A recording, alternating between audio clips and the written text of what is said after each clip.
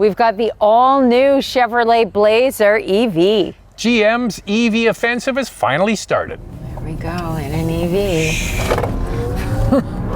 It's got this spaceship sound they pipe in. Yeah, it does have a bit of that. All right, so we're going to get into what do you get with this? What is under the floor of this Blazer EV? The all-wheel drive model we're driving has an 85 kilowatt-hour battery with 288 horsepower and 333 pound-feet of torque. Up to 449 kilometers, 279 miles of range. There are rear-wheel drive models as well with a 102 kilowatt-hour battery, 340 horsepower, 325 pound-feet of torque, 515 kilometers or 321 miles of range. A performance all-wheel drive model is coming with 557 horsepower and 648 pound-feet of torque, 473 kilometers, 294 miles of range. And just to add another option, Chevrolet tells us that our front-wheel drive model will come eventually, but no specs on that model yet. All right, major offensive from General Motors, their EV push with the Equinox, this Blazer,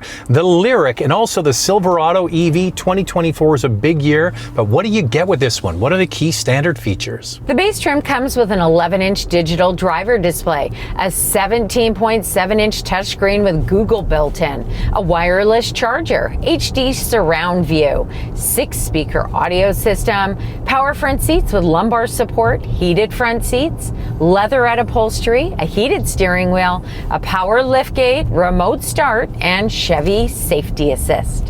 You hit the screen to get into the modes. There's normal, sport, snow, ice, and my mode, but what are we gonna put it in? Gotta put it in S for subscribe, and if you can hit that notification bell, you'll be notified when all of our reviews drop, and then you can watch them. And we do this, the couple car review, twice a week. The first one drops on Wednesday. We put another one out on Saturday. So make sure to like and subscribe, but also follow along on Instagram. It's Motormouth_Andrea to see what's up behind the scenes and to get a question in. For me, it's Motormouth_Auto, and the links are below the like button.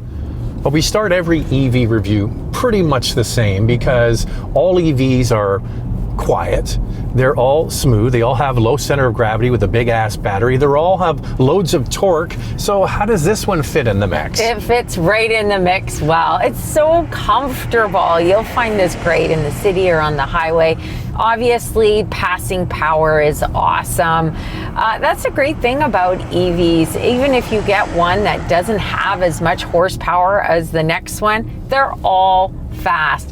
One thing I did find is that at highway speed, I do hear some wind noise, and I'm a little bit surprised because we don't have the panoramic sunroof on this model. It's actually not available for the all-wheel drive model for 2024, but you will be able to get it for 2025. So right now, the panoramic sunroof is an add-on on the LT base model and also the RS rear-wheel drive model. The problem with a lot of EVs is it comes down to all the stuff we talked at the beginning. What do you really need, the range and all that kind of stuff.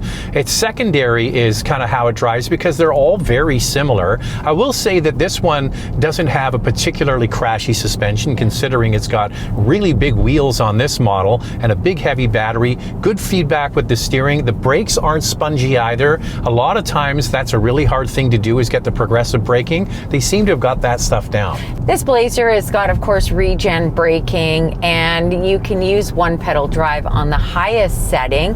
Available Super Cruise on this model too. Yeah, we don't have it on this one. I think, and we're going to talk about this a little bit more in Questions, Coffee, and Cars, what General Motors is trying to do is inject some passion into EVs, not just an appliance, a car you actually want to look at and own and turn around and look at when you walk away. Do you get that from this? Is it sporty enough for that? Yeah, it's bold, it's athletic looking, it has a real presence on the road. It definitely gets a lot of looks.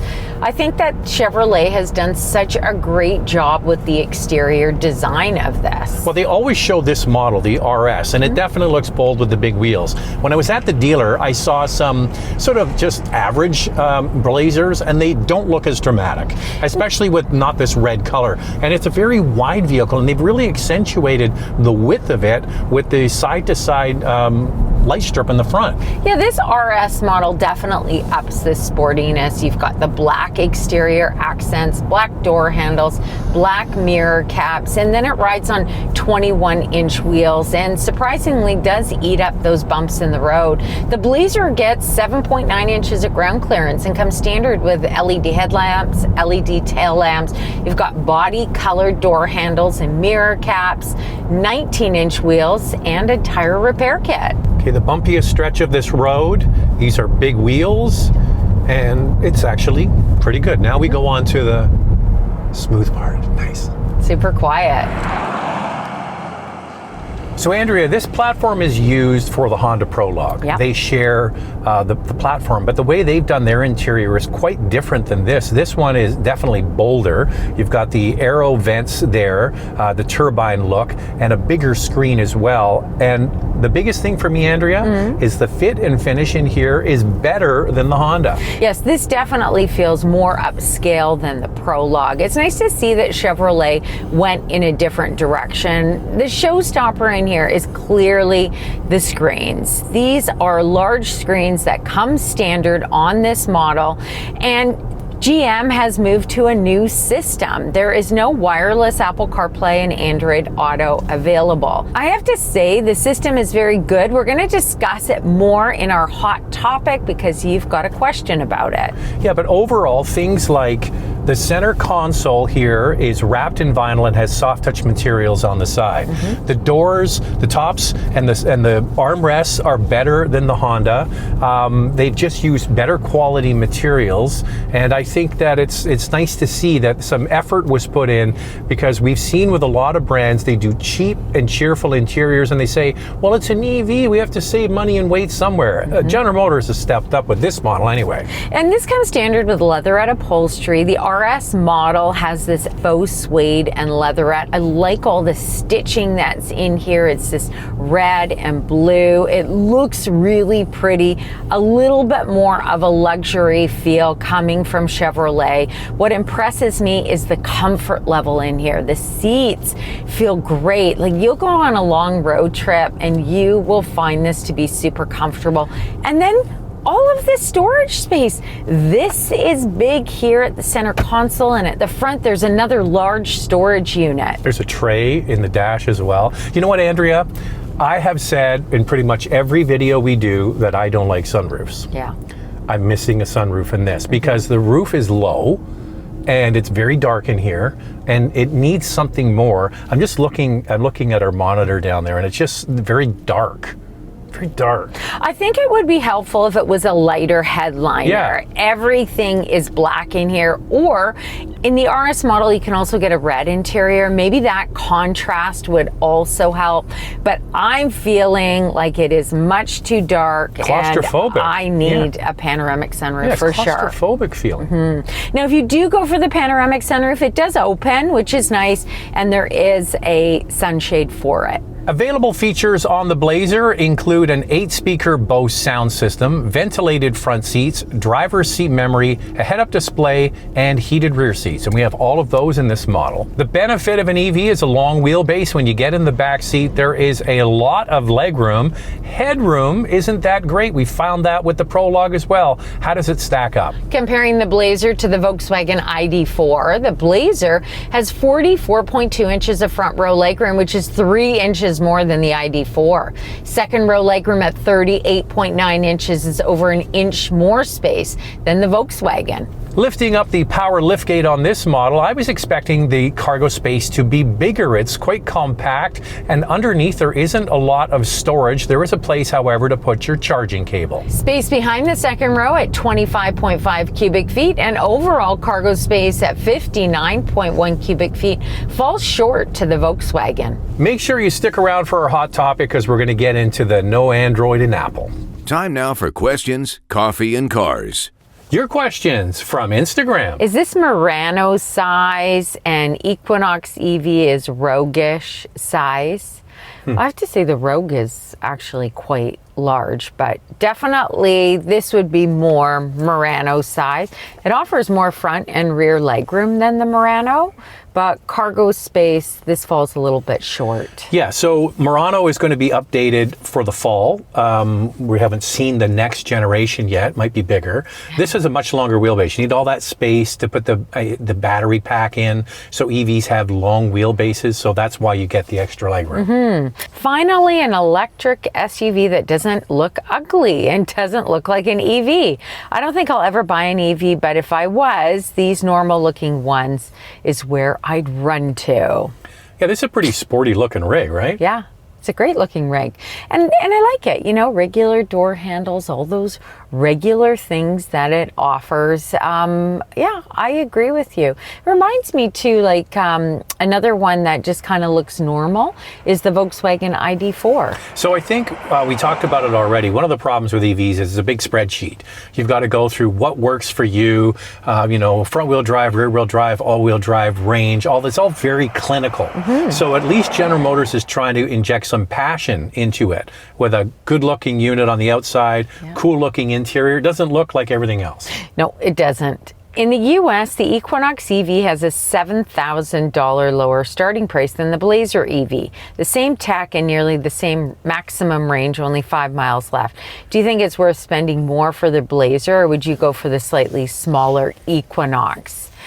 I know I guess what I'm most disappointed in, I thought the Equinox was going to have a lower starting price. Now, the 1LT model is coming, and that's supposed to be the real stripped down base model Equinox. I still don't think it's going to start at $30,000 US, $35,000 in Canada, more like probably just over $45,000 in Canada. So I think that the Equinox, if you're on a tighter budget and you don't need something as large as this, it is better value. This is pricey. Yeah, I think the Equinox is going to be a much better seller. People are pretty smart with their money. Yeah. They realize underneath these are all the same.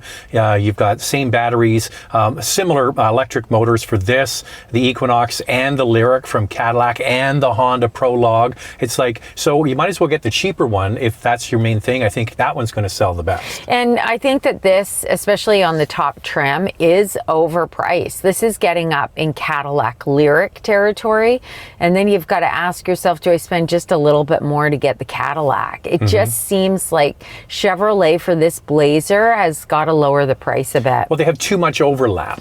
They all kind of overlap, and that's their issue. It's a nice vehicle, but there's a lot of nice EVs on the market that are like less this. money than this. They don't look like this. That's the thing. Well.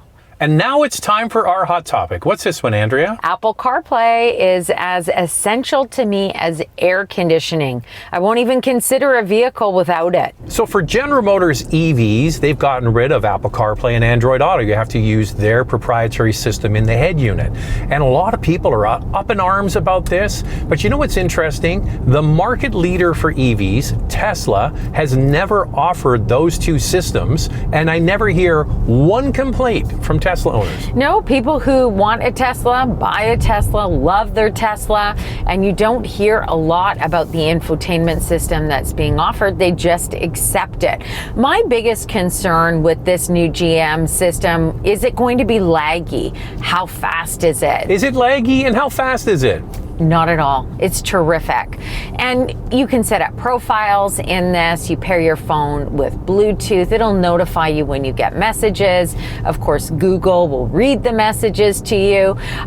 There's just so much to explore with Google built in. And being an Android user, as we are, we actually don't mind it because we're using Google all the time anyway. Yeah, I think one of the problems is people don't want to have to pay for the connectivity that the car has eventually. So if you want to use specific things, you might have to do it through their system instead of using your phone's connectivity. I can see that, but it's not an issue. We've been driving this, not an issue. It's not an issue for Tesla owners. So there you go. All right, let's get into the specs on this, the charging and all of that, and our vital stats. Let's start with pricing. We'll do Canada first and then move on to the US. This includes freight, PDI, and fees. The LT all-wheel drive model starts at just over $60,000, and the RS all-wheel drive that we are driving is just over $67,000. In the US, the base LT starts at just over $48,000, and the RS model starts at just over $53,000. The good news is the Blazer comes with an 11.5 kilowatt onboard charger and can charge up to 190 kilowatts on a DC fast charger.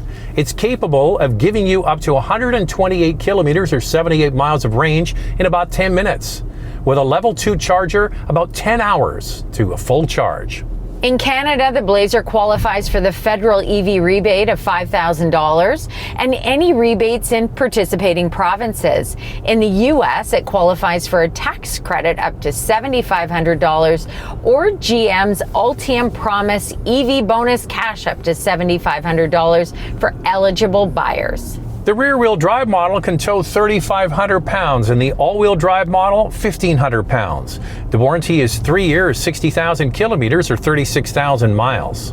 So you want an EV roughly this size from a non-luxury brand. What else can you choose? For your consideration, 4 vehicles for you to consider. Up first is the Model Y long range with 384 horsepower and 496 kilometers, 308 miles of range. It has a starting price of almost $64,000. The Toyota BZ4X or BZ4X with all-wheel drive, 214 horsepower and up to 367 kilometers or 228 miles of range at a starting price just over 58 grand. The Kia EV6 all-wheel drive long range has 320 horsepower and up to 441 kilometers, 274 miles of range. It has a starting price just over $60,000. The Honda Prologue, based on the same platform as this, 288 horsepower, up to 452 kilometers, 281 miles of range, at a starting price over $62,000. So there are 4 electric vehicles for you to consider.